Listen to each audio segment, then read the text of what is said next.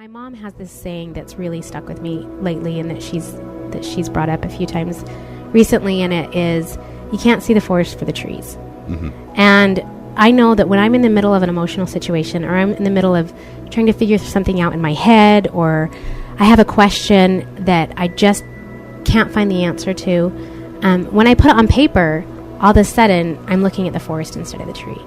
And, I can see it from a higher perspective. When it comes out to me on paper, it almost, the energy becomes more neutral because I'm witnessing it instead of participating in it. Welcome to Coconut Lime Conversations, your source for inspiration, wisdom, fun, and a place to find answers to those deep mystical questions about life. At Coconut Lime Conversations, you will always hear the good news. Join us as we provide refreshment for your mind, body, and soul.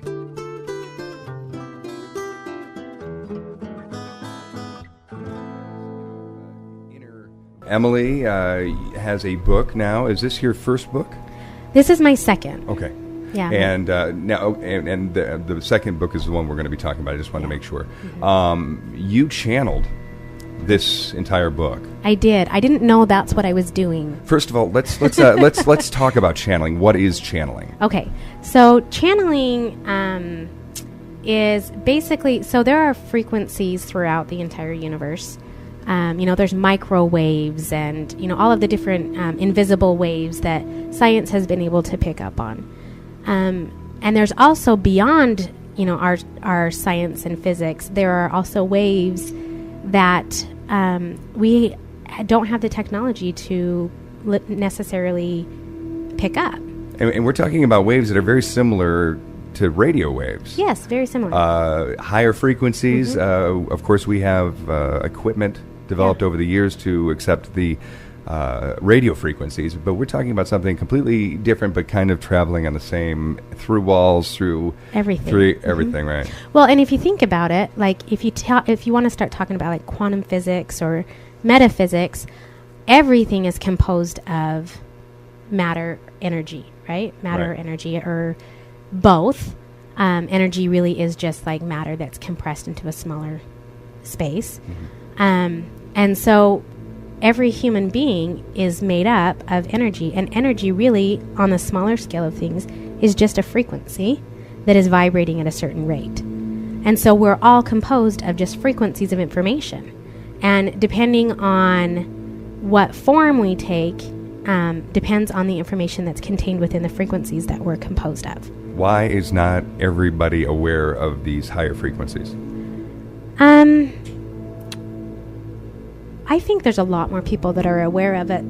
They just don't have a label for it. But if you go out on the internet and you start talking about metaphysics and channeling, there is a greater population that is aware of what this is all about and that are participating in this. I think that there's a dogma attached to it. And people,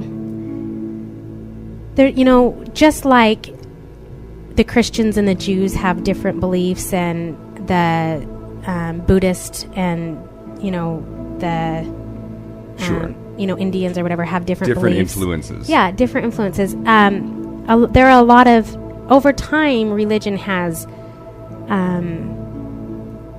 helped many people in many ways. But the overlying principle with religion has been that you look outside yourself for information. You go to your prophet or your minister or your preacher to talk to God, or you pray to an outside source, a being or a statue or whatever that symbol is for you. A third party. And that was kind of the distraction for mankind. Mm-hmm. And it has been this distraction for thousands of years. And when we take away that distraction, we start to realize that we already have all of the answers. Because if the priest has the answers, why wouldn't I? I was born with a body. I carry the same frequencies and the same radio waves, if you will. Sure. And that every other human being does. So what makes him more divine than I? Because the frequencies are there. It's not whether you're worthy of them or not. It's there. Just like, the pudding is sitting on the table, you don't have to be more worthy than the next person to take a bite of it. It's there. And this information is there. Channeling is available to everyone. And more people practice it than they realize. Artists practice it. Doctors, medicine, discoveries, many inventions are all channeled. And most of our science, most of our larger technological advances that we've taken in such a short amount of time are all channeled. And so, channeling really isn't as foreign as people think that it is. It's not something that is done for those that are worthy of it. Right. It just is. And it's also identifying that inner voice. Exactly. It's basically what a channel... I looked up on Wikipedia what channeling... the definition of channeling. Well, that's where you go, right? That's right. Where else do you go? So basically it says that in physics, channeling is the process that constrains the path of a charged particle in a crystalline solid. So, okay, if we break that down, to constrain something is to severely restrict the scope, extent, or activity of.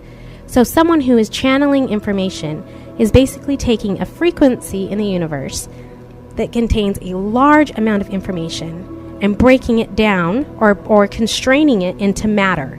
So you're taking a large amount of information in frequencies and basically condensing it so that we can speak it or write it. Because language, the human language, is very restricting as far as expression goes. I was having a conversation with my father over the holidays, and he said he sent out this email to someone. And in the email, he was very careful when he sent it out to the people that he sent it to be very clear and precise in what he was the information that he was delivering. He's a computer engineer, and it was I think it was a foreign guy that he had sent it to. I'm not sure where it was. Anyway, the moral of the story is he sent this email out, and when he sent it out, he got the reply that. We will look this over, and the we was capitalized, W-E. So we will look this over when we have the time, we will get back to you when we are ready or whatever. And all of the we's were capitalized. So when he looked back at it, he was like, wait a second, and he was kind of criticizing himself, looking at it going, well, what did I say in my email that would make him respond this way? Because usually when we're texting or emailing, when we capitalize something, we're shouting, right? Right. And that's the interpretation of it. Well, when he got to know this guy better, he was watching him type an email one day and noticed that the guy had the habit of capitalizing the first two letters at the beginning of every sentence. Because he would hit the caps lock, or he would accidentally capitalize. Right. So to go back and to look at that email again, it really wasn't as offensive as he thought it was. It was just we will look at this, and when we have time, we'll get back to you or whatever. And it was very, very... But we live interesting to me. We live in such a time where that's interpretive. Yes. It's very intentional. Yeah. And it seems a little bit now. If I was looking over that email and I saw that on the beginning of every, I think this guy got out of something. Yeah, exactly. Yeah. Well, it's my caps lock sticks. Yeah, it sticks. It's also got Tourette's. Well, the point was that if he had been in the same room communicating to this guy, there never would have been a misperception of what was being communicated. Because communication isn't just about the words. Communication comes in many forms. It comes in body language, it comes in images, it comes in the feeling, the energy you get from someone. If you walk into a room with someone, you can right away tell if you're comfortable with them or not, if you pay attention to your body.